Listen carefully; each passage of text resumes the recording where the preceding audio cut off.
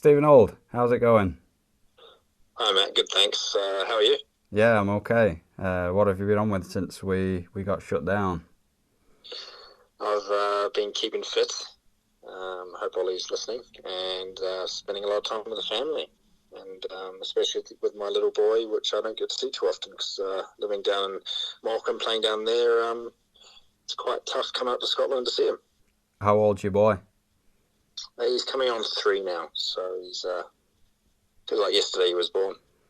That's in Scotland, yeah? Yeah, on the west side of Scotland, on a little town called Troon. Right, nice. Is your boy Scottish? Um, Yeah, I suppose you could say that. He's a Kiwi Scot Englishman because he was born down in Swindon. I lived down there a few years ago and moved up here. His mum's Scottish and I'm a Kiwi, so he's got 3 passports to really have a crack at. Yeah, do you think he'll travel around as much as his dad? Maybe. We'll see. I hope he does. I hope he sees the world like I have been lucky to. So, you know, see what happens. If he likes to travel, which I'm sure he will, because he'll have to go back home to New Zealand to see some family. I think he'll. You might like it. All right, well we'll move on to you, Steve, because we've got a lot to get through. So Okay. you're from New Zealand. Yes, correct. How does a kid in New Zealand come to be a football player? In New Zealand, it's a rugby dominant place, and um, being a football player growing up, there are limited opportunities to become professional in the early years.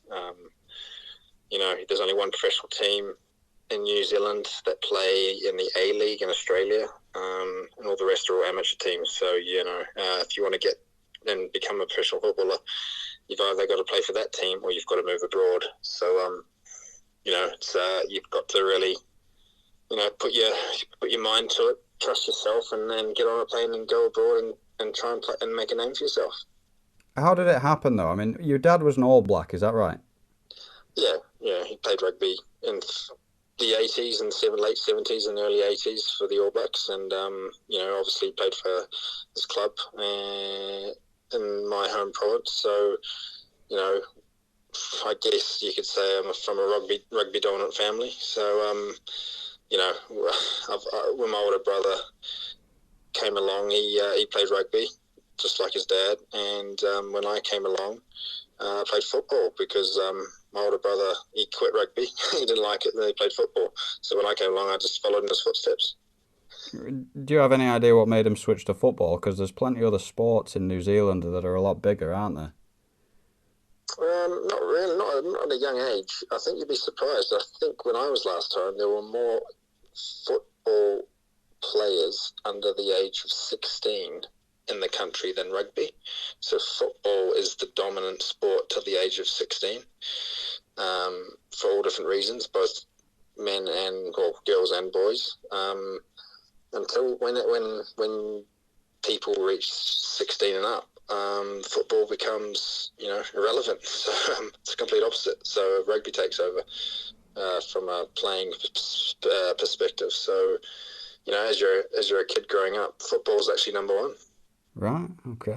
I wonder if that's well known or whether that's a common misconception. Well, I think it's quite. I wouldn't say it's well known in New Zealand, but I think a lot of countries with certain sports are dominant, in adult life. Maybe look at America with American football and basketball. I think soccer over there would pretty much be quite a big sport in the youth as well. So yeah, you'd be quite surprised. So, your older brother played football and you played because of that. I mean, what age are you at this stage? I mean, I'm 4 or 5 at this point. He was 4 years older, so he was 9. I just played, didn't think of it, and joined my local football club, and that was Riverside FC, the Sky Blues. So, what stage does start to become a prospect where you think you might make something of it? um, I think there was a moment. There was a 14 and 15. When I was 14, I'll go back. When I lived in Holland when I was 11, 12, and 13 years of age. So I played football when I was younger, when I was five until 11, and then instead of playing New Zealand, we moved to Holland. My dad got a job there, and we lived there for 3 years, and that's where I really got a knack of it. And I started out in one of the crap teams of my age group because I thought I was this little old kid from New Zealand that couldn't really kick a ball. They just wanted to play football. And then they realised I was actually half decent and got put into the first team for the age group of this football club. And coincidentally, that's Van der Sar's football club in Noordwijk. So go back to that. So when I left Holland at 13, I went back to New Zealand, and then I got selected in national team setups from age 14 and 15. And I remember going on a under-15 national tournament up to the top of the country in Auckland, and I got selected for the under-17 squad. I think it was like the development squad for the under-17 World Cup at 15. So that's when I knew that maybe I could make something of this with the dangle or the carrot of the World Cup coming up. So I really put my mind to it and my effort in. Escalated pretty fast there, Steve. Yeah, well, you go from 15, it all happens quickly. 15 years of age and like age group squad, 16. You go to the qualifying tournament in Australia for the under-17 World Cup. We didn't qualify. And then, you're 17 years of age and you're nearly an adult and you're looking for a professional club. And there was a few scouts there. And there was one from Portsmouth, and I think Blackburn was there as well. I don't know if Blackburn were interested, but Portsmouth apparently were interested in me. And because I did not have a British passport, I could not come over to the UK at that point because of, I was underage. I was under the age of 18, being a non-EU citizen. So I had to look elsewhere. So I moved to America and went down the scholarship route. So when I was 18, 19, and 20, I played in New York City for a university, a Division I university called St. John's. So it wasn't professional, but it wasn't the next best thing to a professional environment. It's probably better than a lot of professional environments in league football here, actually, the amount of resources I've got. So that was my college days. And then when I quit college halfway through, because I thought, well, if I want to become a footballer, I've only got maybe a decade of, having a go at it. So I quit college and went and played in the A-League. I was lucky enough to go to the Newcastle Jets, and that was my first club. I've got so many questions about what you've already said. It moves so fast, it's difficult to sort of get in there and ask. Like, for example, what was it at the university you were studying? Was it solely football you were there? Or because over there, do you not get a scholarship to do a course based on your sporting abilities? Yeah, first and foremost, you're there as a student, not a sporting student. So the scholarship, you do become a member of the football team or the soccer team there, but your university tuition is all paid for. I was lucky enough to get a full scholarship there. So what happens is you get it's all sorted out before you go, and you go over. You get a stipend every month, which is basically like an allowance. So I got quite a nice allowance to live off every month. You're in the mix, and I studied marketing. So in my university, there were a couple of schools. There was the law school, and there was the Tobin Business School in New York, which is one of the highly rated ones in New York. So I thought, that's me. So I enrolled in that and got accepted. So I've got a couple of years of college experience in one of the best business schools in the country. So that's what I did. But there's all different ways. There's all different schools. There's the medical side of things. There's just any avenue you can go down. The university had pretty much anything you could do. Where in New York is this college? This is in Queens, so you're in New York City, not in Manhattan, but you're in one of the 5 boroughs, so you're not far from Southside Jamaica, Queens, where 50 Cent got shot. So so where I lived is only maybe 7 or 8 blocks from that street.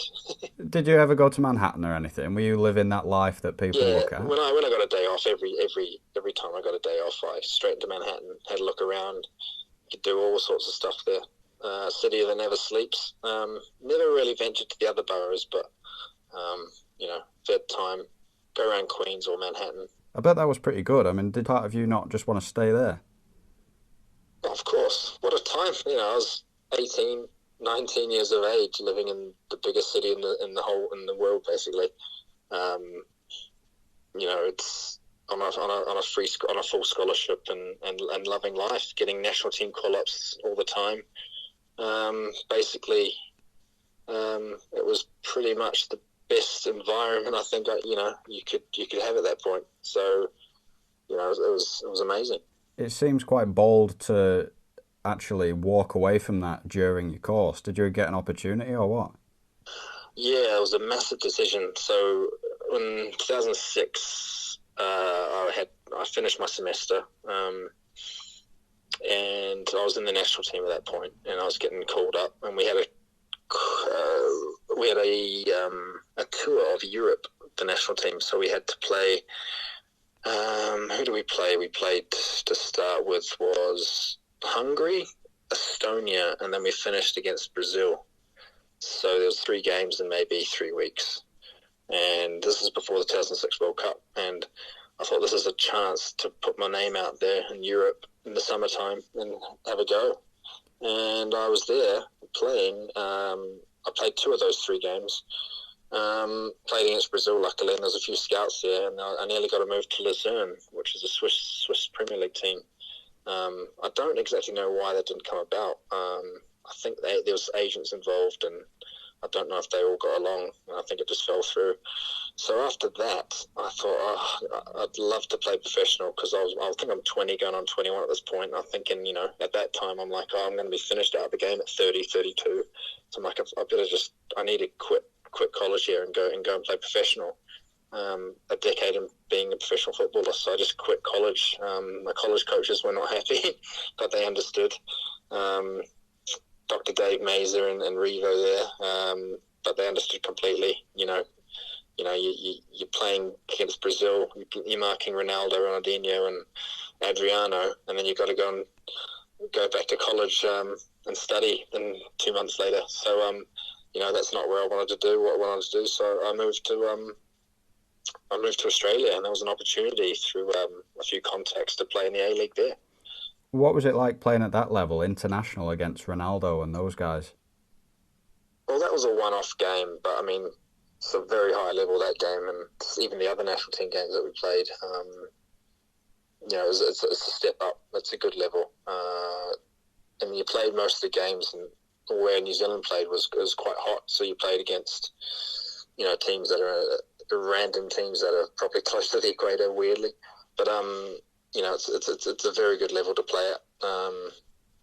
Yeah. Now, what was it like though? I'm talking at an individual level. You're marking those players. I mean, have you ever experienced anything like it, or was it quite underwhelming in a way? The anticipation going into the match was unreal.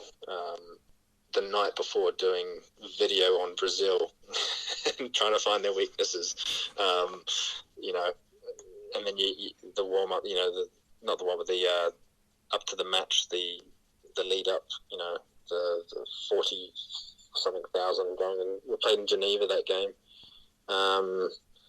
The press, the fanfare, and then the warm up. Even as you're warming up, you're across a white line and you see them warming up, and you could actually crapping yourself, really.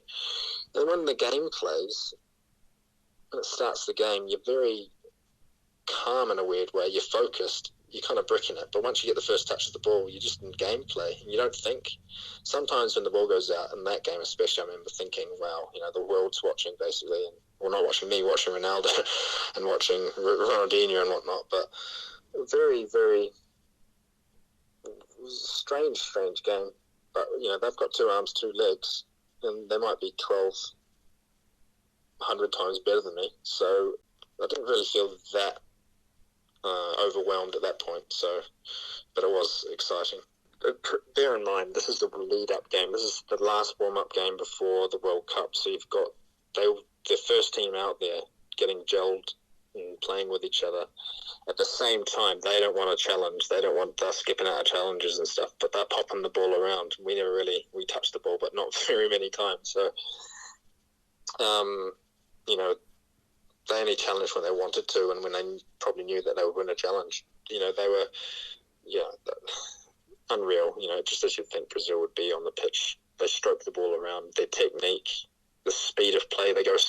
I just remember playing, and it's all slow for maybe a minute or two. Like they're just knocking it about like a five-a-side team, and then for some reason, when they turn it on, they go at 1,000,000 miles an hour. So you're jogging around, you're going sliding side to side across the park, and then all of a sudden they just turn it on, bang, 10 seconds. All of a sudden the ball's just past the upright or something like that. And you're like, how did that happen?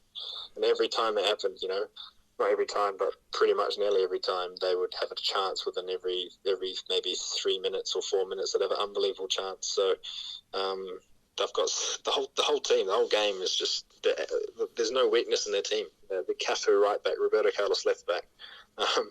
You know, Dida Juan in the middle. No, Dida was in goal. Sorry, Lucio was in the middle.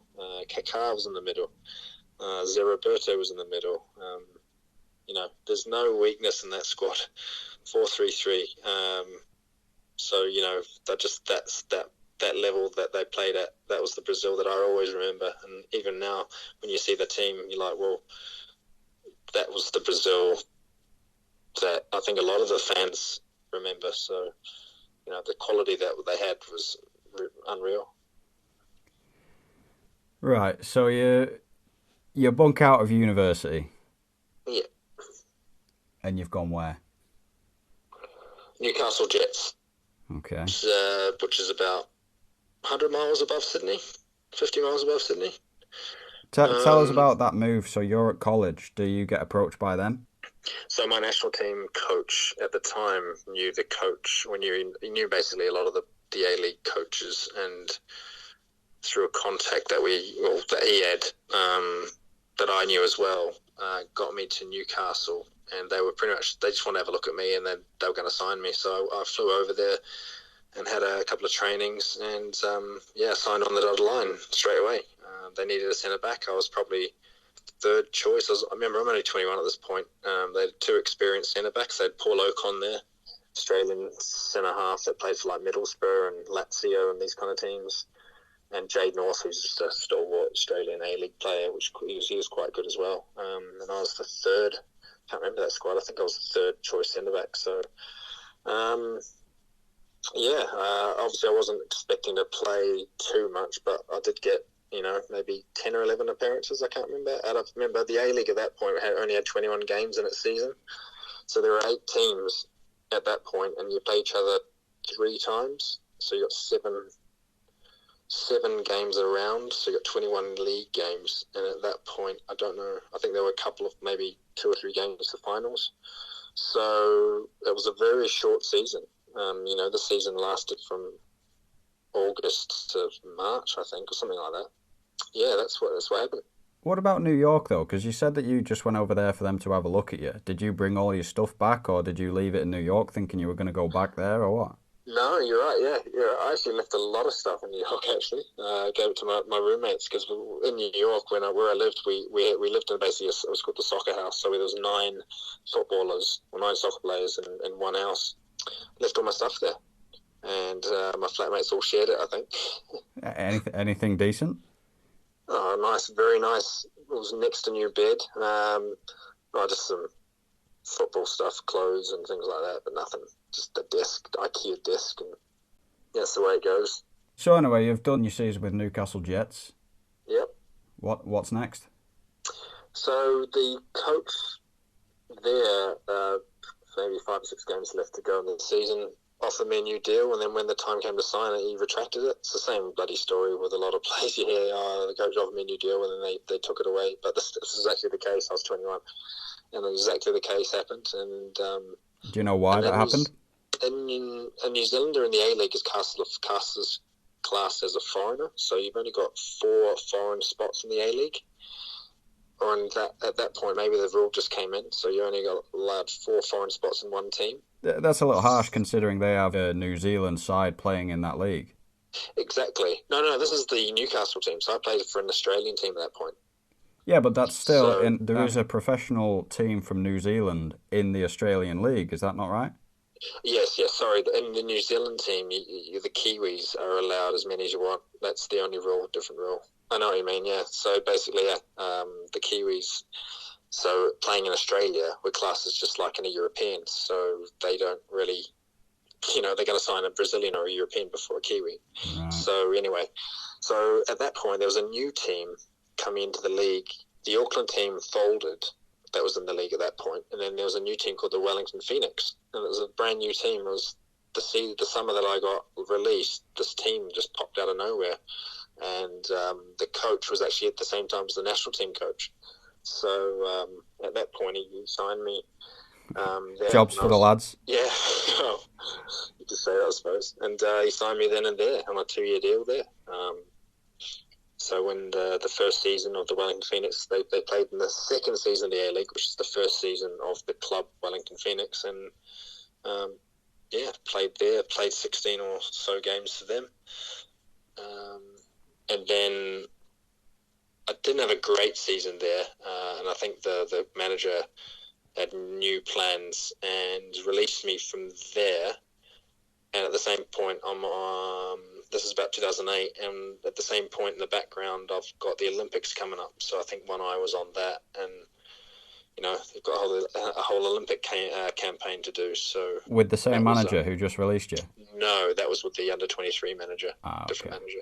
So yeah, you've got the Olympics, 2008. So then, it all rolls into, it kind of crossover a bit, and it all rolls in. So you've got Olympic campaign. So I'm in Wellington at this point, training for the Olympics. I think every time we had some time off, we'd have a camp, and we qualified. I remember the qualification series we had to go through, playing in Fiji, and it was quite nerve-wracking. There's a few squeaky bum time games that we had to pull through, and we got there in the end, and we qualified and went to Beijing in 2008.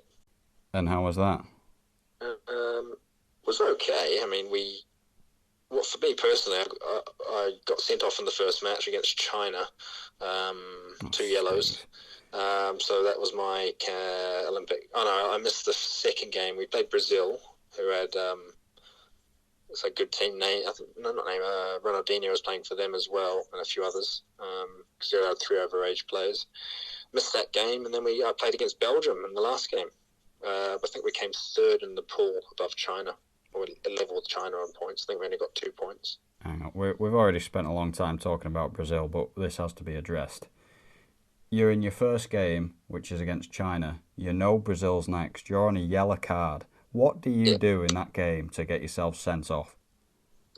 Dodgy. This is where I remember the ref Uruguay, and he was a bit of a. The first was a legitimate yellow. Went through the midfielder took a massive touch, and I just challenged him. I 2-footed him basically straight. It was a yellow card. The second one, it was a dewy night, it was a dewy night, and that skipped off the turf the ball, and it was coming to me, and then it kind of swerved. It was like Adidas balls back in the day where they kind of swerved a lot. So it skipped off the turf, and I'm thinking it's coming to me straight to my chest, and it swerved. So I've put my chest out, and I've actually had to adjust my body. So I've actually kind of had to put my shoulder out to chest it, if that makes sense. Yeah. And instead of hitting my shoulder or my collarbone, it's hit my bloody arm, and it's nicked my arm. And the ref thinking I've done that on purpose, being a central defender. There was a through ball, kind of long ball, through ball, and he's given me a yellow for it, and I've been sent off in the 37th minute. So I'm handing my head in my hands, just raging, and I'm thinking, oh no, in front of 90,000 in China, people watching at home and all that. We drew the game 1-1 actually, which is we were quite lucky.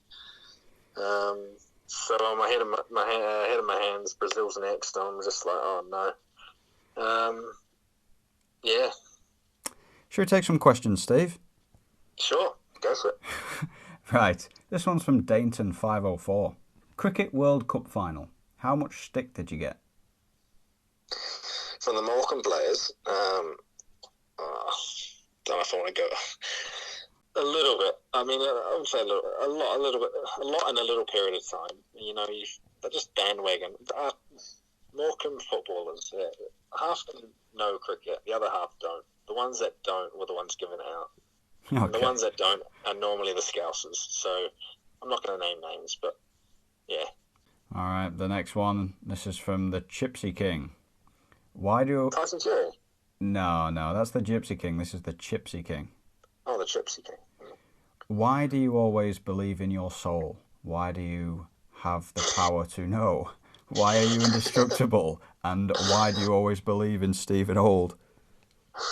Oh, I'm honoured you know that song. I feel every time I hear it, I kind of have a little smile. It's a good question. That I quite like that one. Deserve more likes. Chidibir Udenwobele wants to know when you would say you were in your prime. Prime. I would have to. It's hard to say, because you got different stages of your life and your football career. You can look at it different ways, like physically when you're in your prime and how you got around the park and how much you enjoyed your football, or is it, from games or from like accomplishments? So accomplishments, you'd say early on in my career, when I'm early 20s, when I'm playing at a half decent level in the national team. But for like fitness wise and actual performance wise, I'd say my late 20s in Sweden, probably my first year at Morecambe, would probably be my prime as a centre half. Next one, this one's from Barry Roach. He wants to know who stole your towel.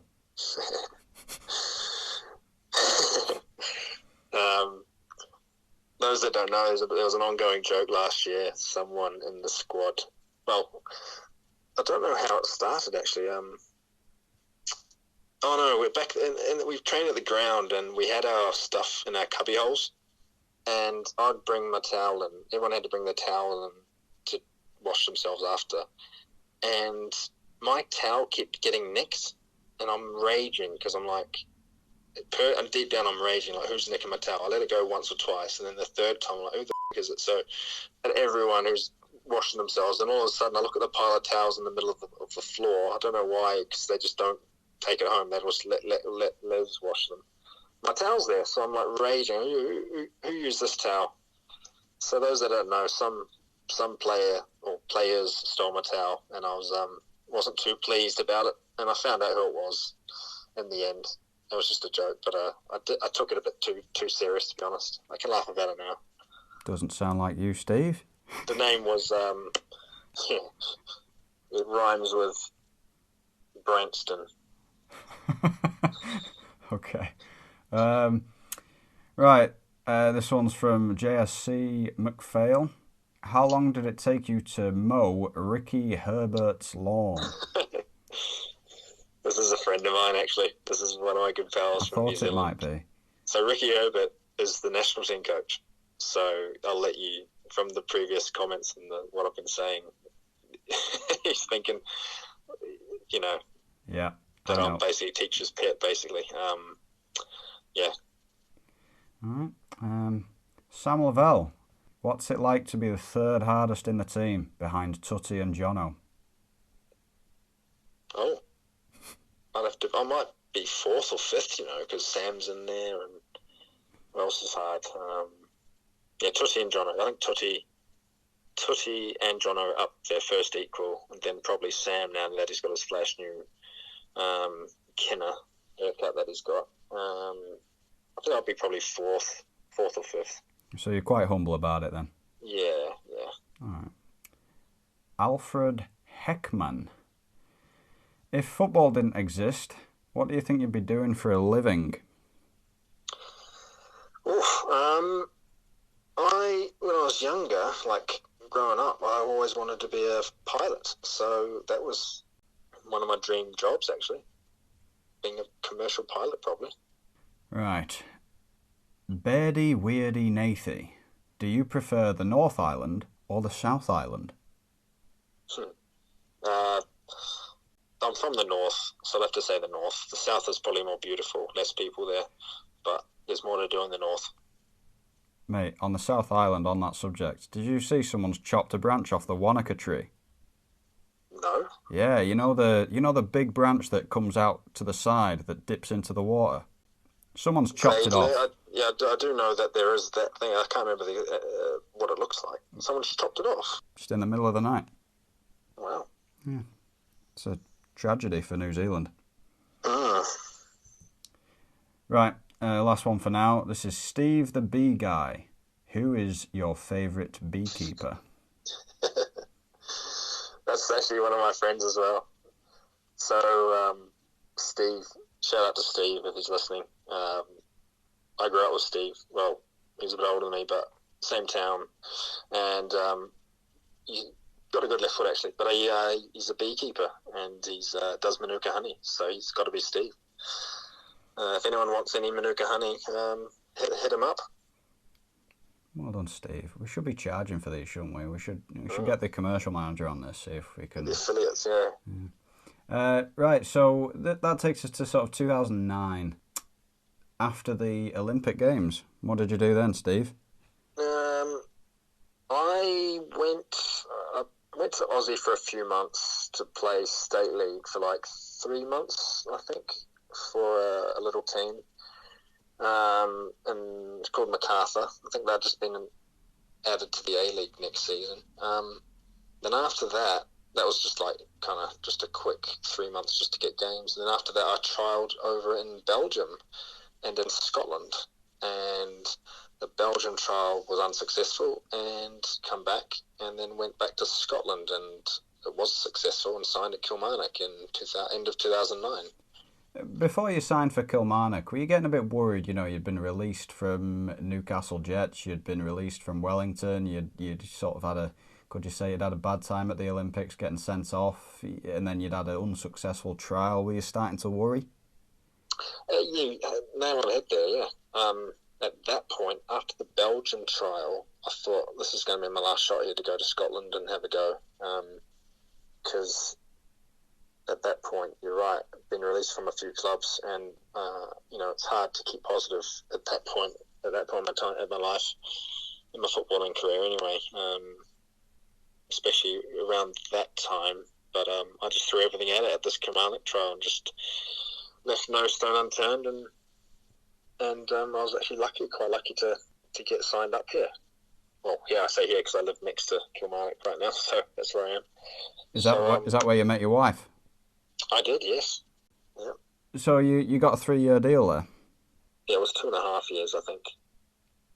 And that I didn't play. I played maybe 10 games in my first season, and then the second season I didn't play at all because we changed managers 3 times, I think. And I was just in the bomb squad in the stands. And 2011, that was when I finished, so the summer of 2011. It's still, I mean, that 2.5-year deal came at a really good time for you, didn't it? Because it let you steady the ship, and it sounds like you settled down a little bit. Yeah, exactly. Yeah, bounced about a few clubs, come over to Europe. 2.5 years, but yeah, it was a good contract length at that point. And I'm maybe 22 at that point, 21, 22, and 23 even. And then, it was a good contract to have at that point, yeah. Were you still playing for the national team at this stage? I'm on the way out at this point, I think. There was a Confederations Cup in 2009 as well in South Africa. So I played in that. I didn't play. I was on the bench for all the games in that. Played a couple of warm-ups. Early 2010, we played Mexico and LA. That was my last call-up. So that was February 2010, I think. And did you sense that you were on the way out and that could have been your last? Yeah, I mean, at that point, the coach at that point, it was the same coach that took me to Wellington and was in the national team, Ricky, at the start. I think other players have, showed their what they've got coming into it. And, New Zealand's actually got some depth at centre half position at that point. There was maybe 6 of us vying for a few spots. And I think at that point, on the way out, I was maybe fifth and sixth. No, at that point, maybe 4th and 5th on the ranking order. So I'd scrape into the odd squad, but I wouldn't play. And then once you're 5th in the ranking order, you don't get selected. You just become a non-travelling reserve. We're moving on. Was it Basingstoke next?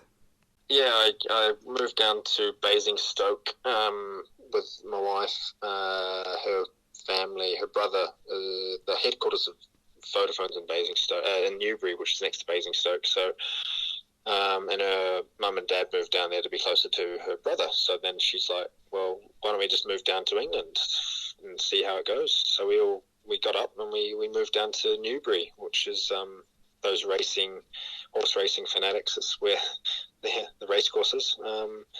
And we lived there for a while. I say a while, I say like 7 years or so. So that's the next town over is Basingstoke. So I just literally looked at the map and looked around at the clubs at a half decent level. And they're playing Conference South, and I just said, yeah. So I signed there for like 6 months on non-contract terms, and then that was that. They must have been pretty happy to have you, because your CV at that stage was very good to be signing for them. Yeah, I remember. Frank Gray was the manager of Basingstoke. Was it Frank Gray, or was it? Yes, Frank Gray. Who was quite a well-known figure in football circles back in the day. I couldn't tell you who he played for, but some big teams. They were. Yeah, he was a very good coach, and he had a contact of mine, and just he was open arms, and it was good to play for him. It was a short period of time. I think it was a 6-month contract there, and then went to Sutton after that. Sutton United in London, played for them for 6 months as well, and then. Or 5 months, or how long it was, and then had an opportunity to go to China to play back professional again and get my name in the professional ranks again. So slow it down, Steve. We're going to talk about your conference days. Okay. Firstly, you mentioned the Vodafone headquarters, but what relevance does that have? Is that where your wife's brother works, or? Yes, sorry, so I didn't explain that well. My wife's brother works at Vodafone. Okay, so. You did at that time, like we've said, it's a bit of a step down for you. Did you find it noticeably slower, or? It was a bit helter-skelter, more physical. The quality obviously is not there. The pitches are not as good. It was very erratic, and it wasn't the best quality of football. But at the same time, you have to be probably fitter in a weird way. To get around the park, the recovery times, because there's a lot of games in the conference as well, and you just dust yourself off and get up and go again. Were you worried though, because I know you said you wanted to play games, but if you drop down to the conference and you play for 2 clubs in the conference, someone will look at that CV and you could struggle to get back up. Yeah, I see what you mean. At that point, I've only played for a couple of A-League teams and a Scott Prem team. I didn't think of that way at all. I just think just to get games. But I know what you mean, though. If you drop down too far and it doesn't work out, you're like, well, that's just stuffed your career there. But I didn't see it that way. I just saw it just to get games. And, I looked at it. It served a purpose. But, the standard wasn't the best. And maybe it has harmed me in the latter years to find a club, because they might think, he just played at Basingstoke or played at Sutton. Like, why are we going to sign him there? So he's played there. So, I wouldn't know. I don't really want to know. But it served a purpose at the time, and I was thankful that I had the opportunity to play there. And it provided you with the chance to go to China. Oh, it did, yeah, because I was on non-contract terms in both of them. So I was always looking to get a step back into professional ranks. And, an opportunity came up in China to go. And I thought, well, why not? Give us some detail on that. Was that your agent who popped up? Yeah, I had a contact who knew a guy, an agent basically, into Asia. He had a contact in Asia, especially China, and I went over for a trial, and the club were looking for a centre back, and flew back to Newbury, and got the call maybe a couple of weeks later to say come back. And signed for us. So I signed in January or February 2013 it was. We don't want to get too personal on here, but what did your wife have to say about that? Newly married at that point as well. She was like, really? And I said, well, it's just for 10 months or 11 months or whatever it was. And she could have come with if she wanted to, but she denied it. She didn't want to. Were you fully keen on it? I'm going there. At that point it was an opportunity to get back professionally and earn decent money again. But I take it you don't speak Mandarin. No, but weirdly over there, it's you get your own personal um, translator because the club do take care of you very well. And so I had his name was Eddie, and he followed me around everywhere for a year. Eddie Every year. was Eddie Chinese?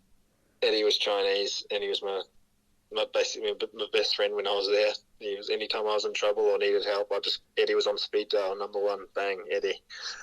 The taxi one was the best when you're lost in a taxi and you want to get home or you want to get somewhere, and the driver's like, yeah, nods his head, yeah, I know where to go, and then he takes on this wild goose chase, and you're in another city somewhere, or you're on the opposite side of the town, and you're like, oh, better call Eddie, things like that. So as a culture, what's it like going there? You know, it's mental. They're in a world of their own. Anyone outside China basically doesn't exist to them, really. Think about it. Like, most of the country don't even leave China. The propaganda there's mental. Like, it's the government-run television stations, the government-run this, the government-run that. It's just everything's about Chinese. Like, you're watching a game of basketball, or the volleyball or basketball was. I remember watching it, and China were getting thumped, and they turned it off at half-time and put on something else because China were losing. Like, that's the way that they are. They think they're the prime country. And, they get kind of fed that information. So, they're very, as a culture, they're very, everyone knows what they're like with their food and that side of things, how they're very, different than the rest of the world. But that's just the way they are. Did you go to any wet markets? I did, yeah. Every restaurant's basically a wet market if you think about it. Over there, if you go to a restaurant, a half-decent restaurant, they'll have fish tanks in the corner. You go and select your meal. So they talk about the wet markets with their live animals and their crabs out on the ice and things like that still alive. But, there's every restaurant over there's pretty much got the same thing. So talk to us about the football over there. Did you feel like it was a step up? Over there, it's the top four teams, the top five teams in the Super League are probably they're very, very good. So they're Asian Champions League kind of teams, which would probably play in. I think Sven-Goran Eriksson was it Marcello Lippi says they could play in the Serie A, the top five teams in China. But the rest it's a bit of a step down. So you'd say it'd probably be the same as like maybe League Two conference level. Okay. But it's a different style of football. It's played through the summer. It is slower, but it's more. It's hard to explain. It's just a different style of game. Okay. So you were there for, what was it, one season? Yeah, one season. 11 months. So that was the whole of 2013, pretty much. You'd done your season with them. Were you ready to leave, really? No, I wanted to stay in China for another contract or two because, financially it was very, very good money. And, I was back playing professionally, and it was just, the team had aspirations to go up to the top league, and the top league is very... you've got the opportunity to play Asian Champions League and things like that. So, I would have loved to stay there maybe 1 or 2 more years and play there, and for different reasons. Did they tell you much about it when they released you? Was there something they weren't happy with, or? I think I scored 1 goal in 28 games or whatever. They wanted a goal scoring centre half. I think that was what they said. We were mid-table. I think we got 9th or 8th out of 16 teams. I think we're bang on the mid-table range. And, it's purely down to the owner. The owner selects, because over there you've only got three international players in the league. So if the players are not scoring or they're not doing their job, they'll just get out with the old and in with the new. Sounds unlike you, Steve, not to be getting goals. I know, yeah.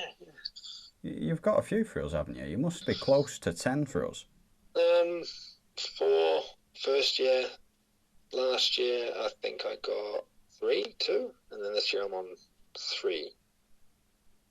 I think, or 4. I don't know. 10? Yeah. 10 or 11? I don't know. Ah, so. Right. So you're not scoring enough goals from centre half, so you move to Sweden. Yep. Yeah, so I come back and I was sitting by the phone actually to go back to China, and then I didn't obviously get the call to go, and at that point it's February 2014, and nowhere in the UK, which is my prime country to play in, or area to play in, was looking for a centre-half or looking for a player because the window just shut and no one really wanted a player. So I'm like, oh no, what's open? So I signed a 3-month deal with a second-tier team in Sweden just to get playing again and just to keep in a club. And that team was Ljungskile, which is spelled Ljung. That you say it like young, Ljungskile, and played there for 3 months and signed a new deal halfway through the season to the end of the season, and then signed another year after that. You didn't look hard enough, Steve. We were dying for a centre-half at the start of that season. Mate, we went to Halifax and conceded 6 goals in pre-season. Sounds shambolic. Shall we take some questions? Sure, go for it. Right. We've got another one from McPhail. McPhail. Please Jimmy. talk us through your one and only senior team international goal for New Zealand against Malaysia in Christchurch. Rumour has it that it was an ambitious volley on the edge of the box in the last minute to score the winner. Confirm or deny?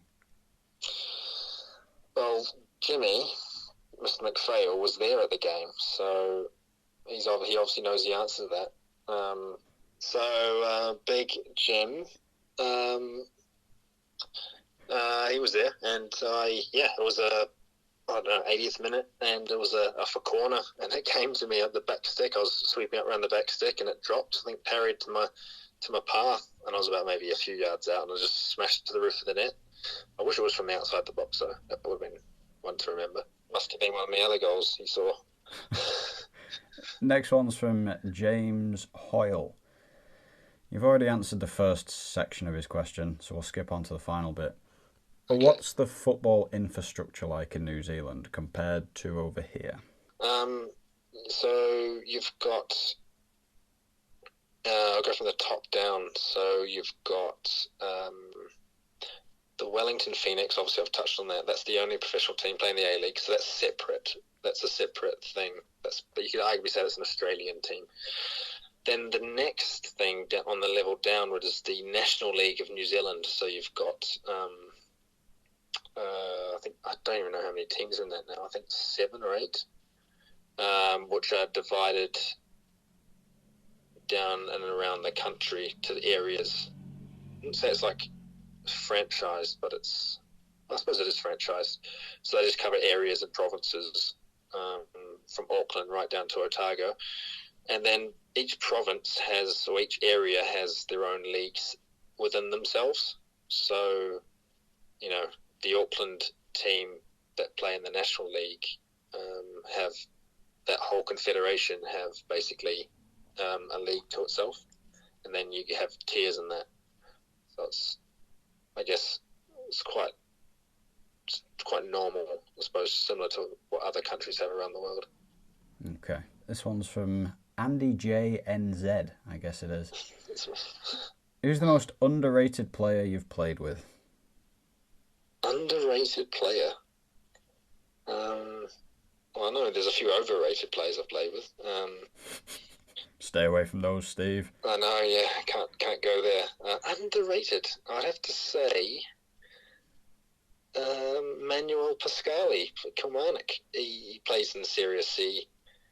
Well, he's retired now, but he played Serie C, I think, before he was captain of the Kilmarnock. Mr. Captain Fantastic, big Italian boy. But he was underrated, I thought. He won every header, did his job, tackle, good pass through the ball, but never went above Serie C in Italy. And I think he could have played higher. All right, next one's from Ryan Black, 4581. Having been to a variety of different countries in your career, have you ever found it difficult to adjust to different cultures? It's a good question, Ryan. Obviously touched on China. That was one to adjust to. I think the food, you get the diarrhea and whatnot as you get there as well. You've got to get that out of your system, they say, with the water and things like that to adjust to that. But it's got to be China, yeah. America's easy, Australia's easy, Britain's easy. So Sweden, pretty much easy apart from the language, but you learn bits of that. But China, from the language to the food to the water to some of the people, it's very, it speaks for itself. I've got from Zach here, what's your favourite defender you've played alongside in a team? Probably Ryan Nelson, hands down. Yeah, he was captain of New Zealand, captain of Blackburn. Good guy, really good guy. Had time for every single person in the squads that he was in, and a true leader and a one that you call as a real teammate. So it's got to be Ryan Nelson. He would coach you and play alongside you and be your friend and be your manager, be everything at the same time, weirdly. So he's got that attribute that he's got, all those attributes he's got, and he brings calmness to every situation he's in. So he's hands down. We've got one last question here for this round. It's from Jay Riggs.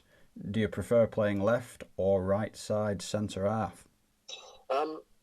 Good question, because it's actually very, very different positions when it comes down to it. Like people, when they watch it, they see left and right's the same bloody position. It's not. It's as a right footer, the right side's obviously the more comfortable and the more easy, you'd say, to play in. So it's got to be the right. But you ask Sam the same question, he'll say the right as well. The left, once you get used to it, you like playing on the left because your mind's adjusted so much to playing on the left. But when you have the equal amount of time on each side, it's got to be the right.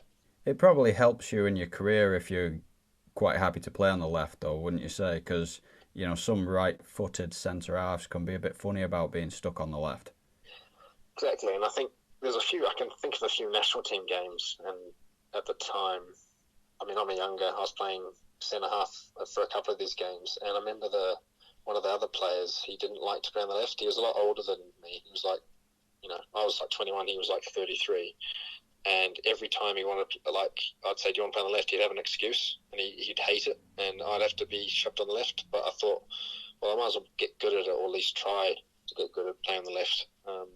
I didn't want to be the only guy that always had to play on the right, because you might get limited at certain clubs, or you might, it might just get you in a bit of trouble. So, yeah. All right. So we'll move back on to story time. Final part. Yeah, I played 2 clubs in Sweden. Ljungskile left for 2 years, and then Geist, which is a team in Gothenburg, for 1.5 years. I had a 2-year contract, but I had to cut it short because my baby arrived in the summer of 2017. So I had to cut that contract short. Luckily, they were forgiving and said, thanks for your time here. Yeah, because you played a lot there, didn't you? Yeah, Geist was quite a big club in Sweden, well followed. So I enjoyed my time there in Gothenburg, but had to come home. And the wife never fancied going to Sweden either? No. She was, settled in Newbury, pregnant at the time as well, and just stayed home next to her mum and dad. I came back about once a month from Gothenburg to London.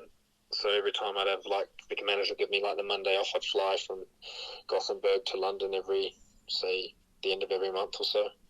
So it worked out that way. It worked out. But I wasn't there forever. It was only going to be for a season or 2 over there. It wasn't ever going to be for a long time. Yeah, but combined with the China trip as well, what's it been, 3 or 4 years? Yeah. She must like you, Steve. 3 or 4, yeah. Leading into the Coventry game, I remember speaking to you, and you said that you'd had a relegation decider at some stage in your career. Where was that? Oh, that was at Kilmarnock. Ah, okay. Yeah. That was a draw at the end of the season. Needed a draw to stay up, and drew. Was it 0-0? It was 0-0. Well done. Right, so you needed to come home, and there you have it. You come to Morecambe. Yeah, the rest is history. Any other options for you? I'll just let out now. There was Swindon Town at that point, as well as Morecambe. but that Morecambe made first interest, and I spoke to the gaffer at that time, Jim, and like what he said, came up, had a look around, and then the next day, I think Swindon Town wanted me to have a training and a trial or whatever it was, and I said, no, I've got my club. So I just said no. And I was like adamant to moving to Morecambe because I knew in the next year or two I'd be moving back up to Scotland. So as a family, so that was a good way on the way up to halfway up, if you could say that, and then the final stops here. You came in a little late though, didn't you? Yeah. My boy was born July 13th of July, so it was a few weeks after that, so it would have been August. It must have been, I think it was end of July, start of August I would have came here. Yeah, so you didn't really do pre-season with us, did you? No, but considering my last game was maybe 3 weeks before that, so I didn't lose a lot of fitness. But at the same time, you need a pre-season to base yourself and a rest even. But I didn't even have that rest. Then coming into the first season and with Morecambe, it was a bit of a grind defensively anyway it was. So, did take a lot on the body. When you first arrived, you didn't really settle in. It didn't seem as though you settled in quite as well as you would have liked at first. Would that be fair to say? Yeah, geez, a few years ago now, but yeah, it was a bit of a shock actually.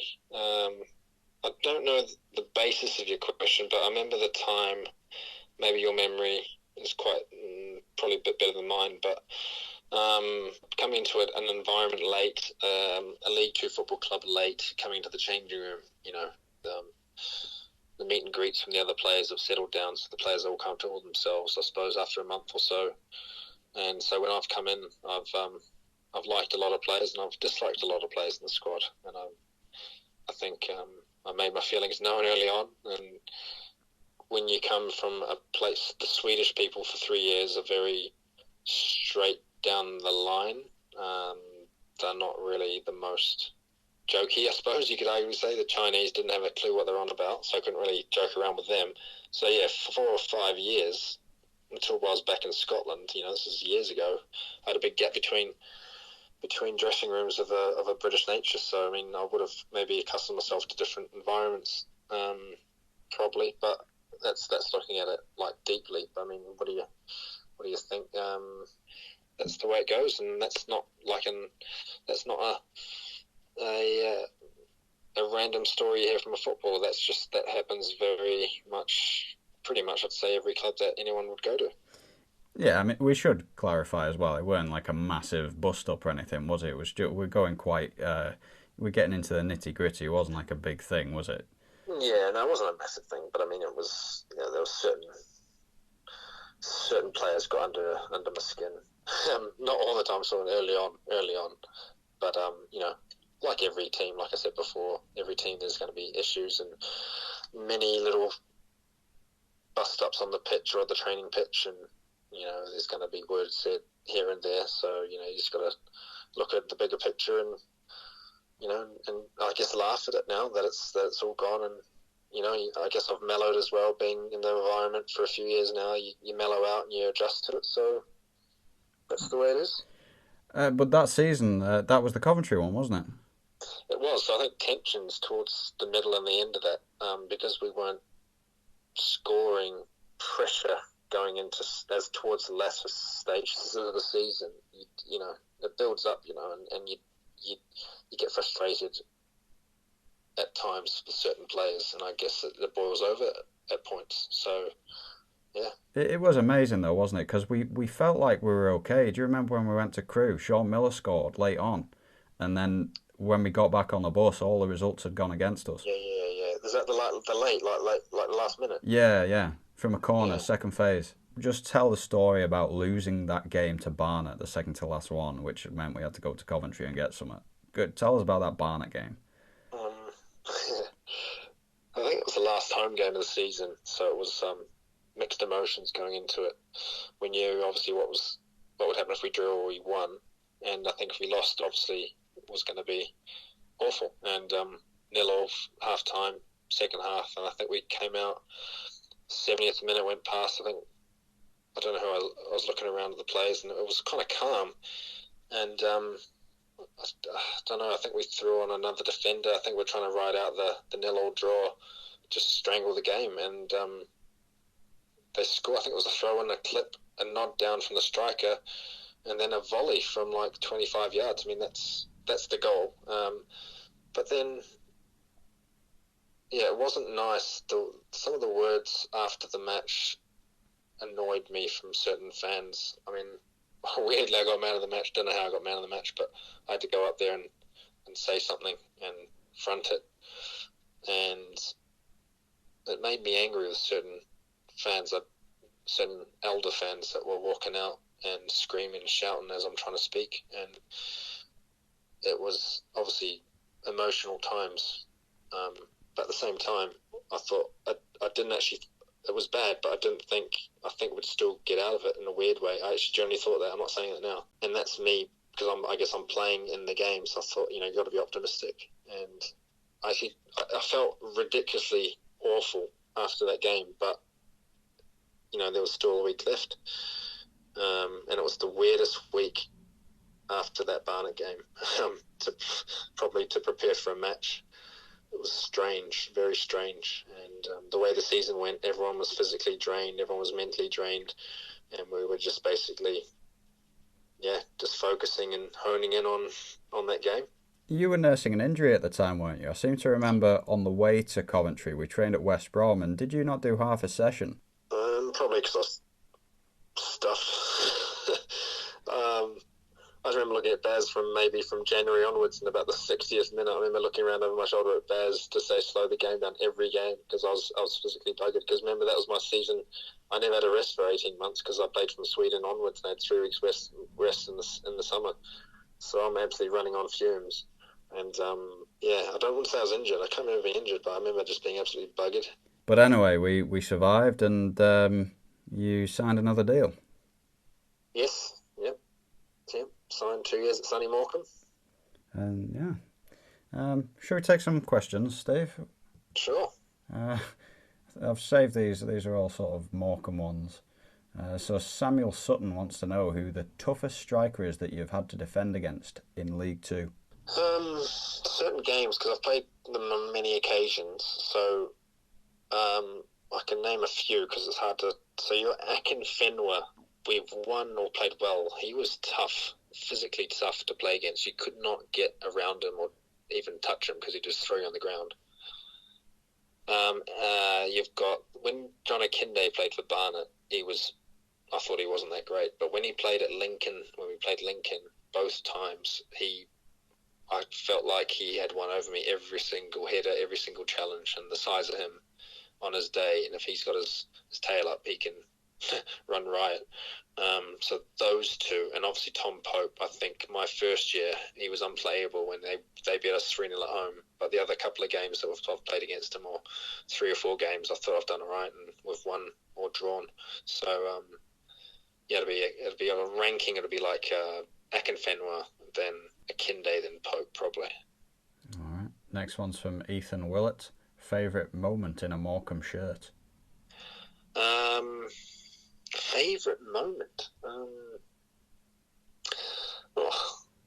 I'm not saying Coventry because everyone will think I want to say that, and it's not really my favourite moment because they should never have been there to start with. Wickham away in my first year, we were 4-0 up against Wickham away after like 50 minutes or something like that. So I guess the 50th minute at Wickham away is probably my favourite moment. Okay. Joel Shooter wants to know how League Two football compares to the other leagues around the world you've played in. If League Two football, if you could ever play one game of League Two football against all the other leagues, I'd say it'd be similar to the Scottish Premier League, Bath, Celtic and Rangers, maybe Aberdeen. Better than China. Sweden. See, I've thought about it. Some games in when I played in Sweden, the quality was very, very good in Sweden. But then some days the physicality was never there because it's played in the summer and it's hot so it'd be It'll be League Two. It'll be on the par with Scottish Prem, then probably in Sweden, then China. Oh, the A-League's in there as well. The A-League's probably better, actually, I suppose. A little bit better than League Two. I remember when you first came, you mentioned a lot about how much referees let things go. You know, as a centre half, you could grapple with forwards, and when you're challenging for headers, it was almost impossible to give a foul away, you thought. Yeah, because playing in China and Sweden, every time you touch someone or physically, got them, they would fall down and the referee would give a foul. So you've had to learn to play space and when your head is more of a jump than a duel. So when I get caught here, I was loving it because I could be clumsy and challenge, and then thinking I'd give a foul away, I wouldn't. So I'd go even more aggressive. And I've taken that actually. One thing I've taken when I've got here is that you go too aggressive at times, see where the ref stands and how physical he can go. So Mike and Tom Pope, he's physical, I'm physical, so we can just do whatever I want for the first foul or two and see actually where the ref stands. And if I can get away with it, I get away with it. All right. Final question before we finish. This one's from Michael 59229018. It's the first time I've celebrated in weeks seeing this. My question: are you going to sign on at the end of the season because Football Manager seems to think you won't be able to obtain a visa? A visa? I'm married, so that means I'm here as a permanent resident. I've got my indefinite leave to remain card. So, visas are long gone. Okay, Michael. I hope that puts you at ease. All right, well, thanks a lot for that, Steve. That's been quite a long one. Yeah. Been a pleasure. Yeah. Should we just touch on coronavirus before I leave you? Sure. Yeah, it's a strange times, isn't it? Obviously, everyone keep your distance, keep your 2 meters away. Have you been enjoying it? Knowing you, I think you'll quite like this little period. Yeah, as you get older, early 30s now, and my body takes a smashing in the season. So it's great for the body. My body's fresh now, my mind's fresh, and I'm actually home with my family, which I don't get to. Well, I do get to see a lot, but now because I'm in the UK. But even when I'm living in Morecambe during the week and up here twice a week, it's even more than that. So on that sense, I'm quite happy and lucky. But it's an awful thing to happen, this coronavirus, and whatever. Whenever they can find the ways to get rid of it and get this immunisation through, it would be better and quicker, and also quicker and better for everyone involved. Have you been cracking on with your Amazon listings? Tell the people about that. Don't know if I want to tell anyone. Oh, okay. Well, keep it secret then, Steve. No, I don't want to touch on that. Oh, okay. We'll leave it there. Thanks for talking to us, Steve. No worries. My pleasure. All right. I'll catch you later. Yep. See you soon.